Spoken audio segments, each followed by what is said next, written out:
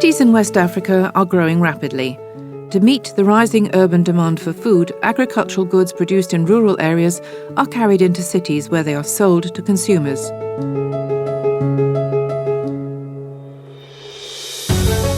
Globalized food markets and changing diets mean that cities increasingly rely on large-scale, long-distance transportation of food. For instance, West African countries are highly dependent on international trade for selected commodities, such as rice, fish, wheat, and processed food products like tomato paste. Landlocked countries depend on neighbouring coastal countries to connect to the global market, as imported goods are transported from ports across land by road. There is little intra-regional trade, despite the potential for agricultural production and trade afforded by the region's different agro-ecological production zones. ECOWAS, the Economic Community of West African States, maintains protocols on the free movement of goods, persons and transportation within its 15 member states, aiming to promote regional agricultural trade.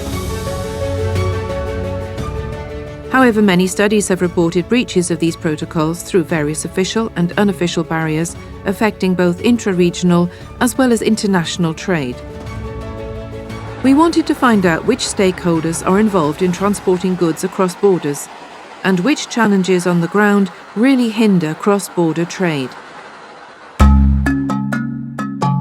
Therefore, we embarked on a trip from the port in Tema in Ghana to Burkina Faso's capital Ouagadougou.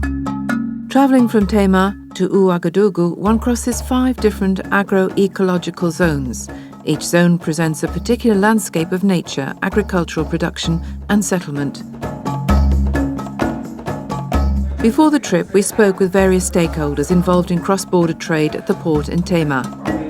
We also visited Bright Gunu, the project coordinator of Borderless Alliance, an organisation advocating for improvements in West African cross-border trade. So, Borderless Alliance, we work with the national government and stakeholders in general to engage policymakers on some of the reforms that are necessary to create improved business environment for economic growth and prosperity for all. Our activities are mainly in the area of advocacy.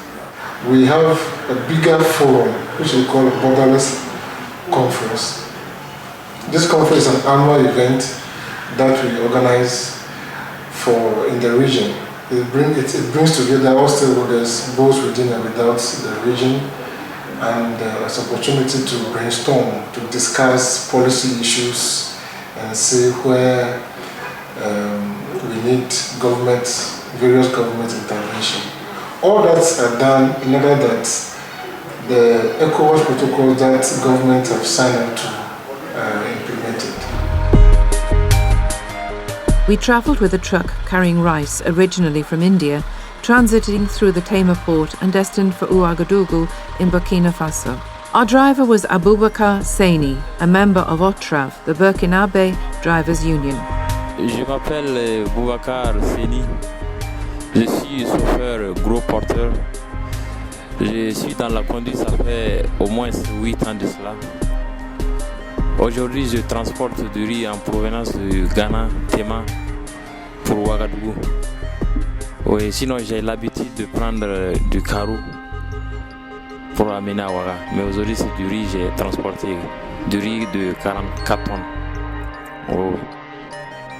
Sinon, le trajet, je faisais au moins c'est Ghana, Ouaga, Ghana, Bamako, Ghana, Niger, mais au moins 3 ans de cela, c'est Ghana, Ouaga seulement je fais. During our trip, we talked to about 20 people involved in cross-border trade and road transport. We also captured the locations of official and unofficial checkpoints along the route using a GPS device. Many stakeholders are involved in transporting goods across borders and countries, linking producers with consumers.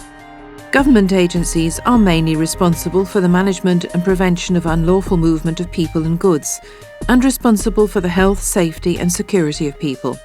Some of the government agencies operate across places such as the customs and police. But the private sector is, of course, also involved. At the port, we find shipping lines, transport service suppliers, freight forwarders and others. Let's look more closely at the transport services at the port. There are different options for the trader to transport transit goods from the port in Tema to the Ghana-Burkina border across Ghana. Sometimes the shipping line provides transit services, or the importer can contract a trucking company to transport the goods. The transportation of the majority of the goods, however, goes through unions that operate at the port and represent individual drivers and truck owners. On the Tema-Ouaga corridor, transportation of goods and cargoes destined for Burkina Faso is supposed to be shared between truck owners from Burkina Faso and Ghana on a 2/3, 1/3 basis. For this reason, trucks have to be registered with unions, which have their branches at the port in Tema. The main union is the Joint Association of Port Transportation Union, in short JAPTU, for the Ghanaian trucks, and OTRAV for the Burkinabe trucks. While the quota system is practiced, we found that it is not always executed as intended. For instance, it wasn't clear how trucking companies were factored into the quota system.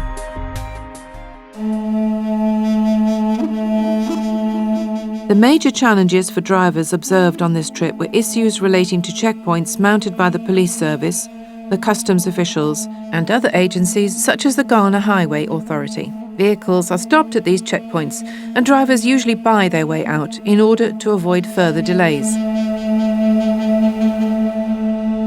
We counted 100 checkpoints between Tema and Paga, and 12 between Paga and Ouagadougou. These range from official police and customs barriers to a few uniformed men on motorbikes, and include checkpoints operating in daytime as well as in the night. These checkpoints are concentrated in the Brong Ahafo and northern regions of Ghana. At each checkpoint in Ghana, we paid on average $0.5, and in Burkina Faso, $2.8. In Ghana, there was on average one checkpoint every 6.5 kilometers. In Burkina Faso, there were fewer checkpoints, one checkpoint every 11 kilometers. We realized that not every driver pays the same.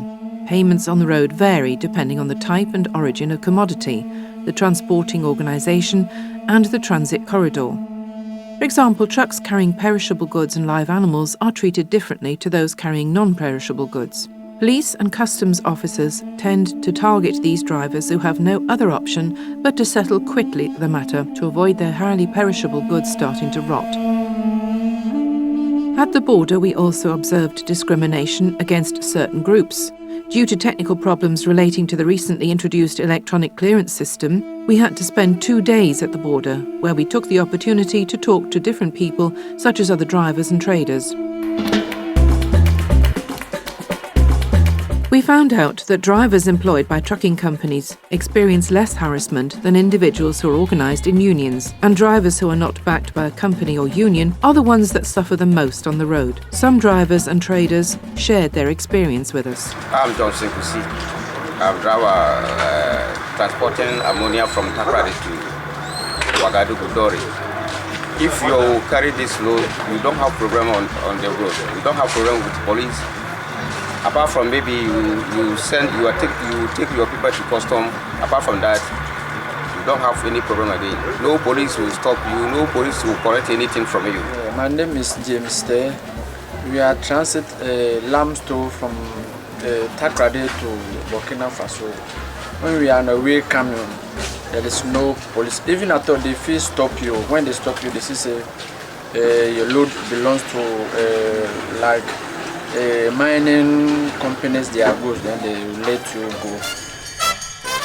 While drivers transporting imports move between the two countries with ease, the same cannot be said for drivers transporting local goods between the two countries, even though the ECOWAS protocols should ensure the free movement of goods produced in its member countries. One example is the tomato trade between Burkina Faso and Ghana. In the dry season, Ghanaian traders rely on Burkina Faso for fresh tomatoes. Between 50 and 60 trucks with tomatoes cross the Paga border each day, coming from various tomato-grown communities in Burkina Faso. My name is Abdurrahman. I'm a driver driving from Ghana to Burkina.